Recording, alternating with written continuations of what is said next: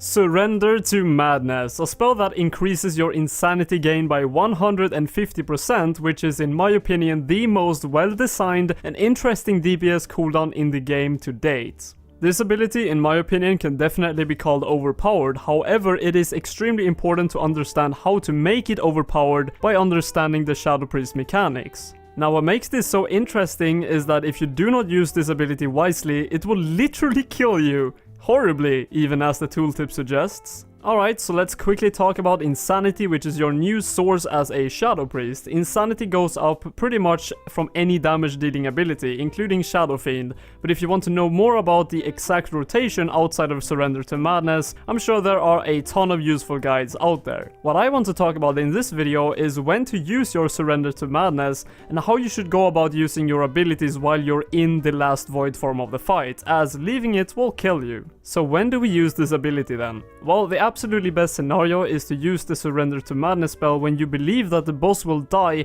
in the time span that is equal to the time you will be able to stay alive. That sounds maybe a bit messy, but I'll explain it. Essentially what this means is that if the boss dies at a point where you have no way of keeping your insanity up anymore, and you will die very shortly after the boss did, you did it perfectly. I'm going to give you two different scenarios to make it crystal clear. Scenario 1. You're in a mythic dungeon with extremely well geared players. You know that the boss will die really fast as you have heroism as well. In this scenario, I would recommend to use it on your first void form, because if you manage the insanity correctly, you can last the whole fight, which will give you an insane benefit from the talent. Now for scenario 2, you are in a raid encounter where you're not really sure how long the boss will take to kill. In this case, it's very much up to your own judgment. How long do you think that you can stay in the void form after it is used? How fast is the boss dying? Now if you add those two together, you can use it at a point where you feel comfortable with.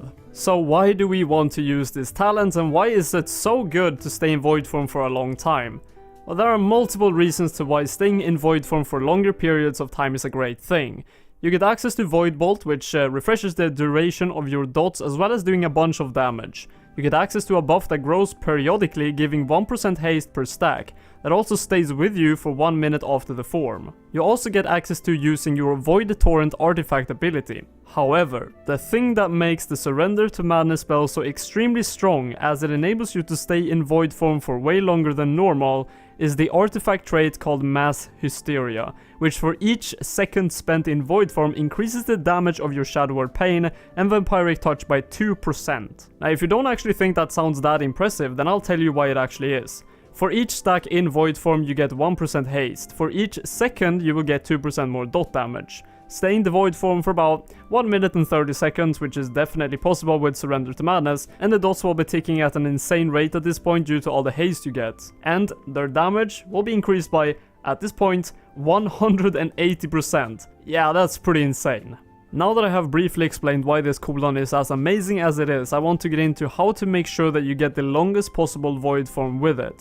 So for the basics, make sure that your Vampiric Touch and Shadow Word Pain, aka your 2 dots, is up on the boss at all times, as it will be doing the majority of your damage. Now, don't worry too much, because your Void Bolt, which should be used instantly off cooldown anyways, refreshes their duration. When you have used Void Bolt, your second priority is Mind Blast. Both of these two should be used as soon as they are off cooldown, but if both of them come off cooldown for some reason at the same time, then always prioritize Void Bolt first. When it comes to the ability Shadow Word Death, you have 2 stacks of it, and it can be used when the boss reaches 35% or less health. Use 1 stack and wait for it to recharge back again, and use another charge just before it has fully recharged. The point is to never get stuck on 2 unused stacks, but never use them both at the same time. Always keep one available for sticky situations where you don't really have time to cast a Mind Blast to keep your insanity up. Or maybe your Mind Blast and Void Bolt are currently on cooldown at the same time, and you will be dying if you don't use any big insanity gainer. The ability Mind Flay is just really used when all of the other 3 I just mentioned are on cooldown, so it's mostly a filler spell. For your Shadow Fiend ability, it's best to use it off cooldown, as you can get multiple off in one void form. I'm talking as you're using Mindbender and it has a 1 minute cooldown, so you want to use one in the early stages of your void form, essentially when you get into the void form, and 1 minute after that, which is going to be kind of near the end of it. For the 2 extremely important spells that I want to talk about right now to conclude everything, are called stalling spells. These are the artifact ability, the Void Torrent, and the second one is Dispersion. When these two are active, your insanity won't drain whatsoever, but you will still gain void form stacks, and your dot damage and haste, everything will be going up at the same time. As the void torrent ability has a 1 minute cooldown, it's the same as Shadow Fiend. Use one at the start and then use one at the near end. Also, make sure to use the torrent when your Mind Blast and Void Bolt are on cooldown, so I would recommend to start your Void form by using a Void Bolt and then Mind Blast and then Void Torrent, as both of them will be on cooldown at that point. Your dispersion should be used at the absolute tail end of the fight, when no more Shadow deaths are available. Void Bolts or Mind Blast, they're all on cooldown, and there are only two options: disperse and stop your insanity from dropping, or die. So when it's eventually used, you want to wait until it's over, and as soon as you do get out of the dispersion, you want to instantly use Void Bolt into Shadow Word Death. You can do it the other way around as well, it's not that big of a deal.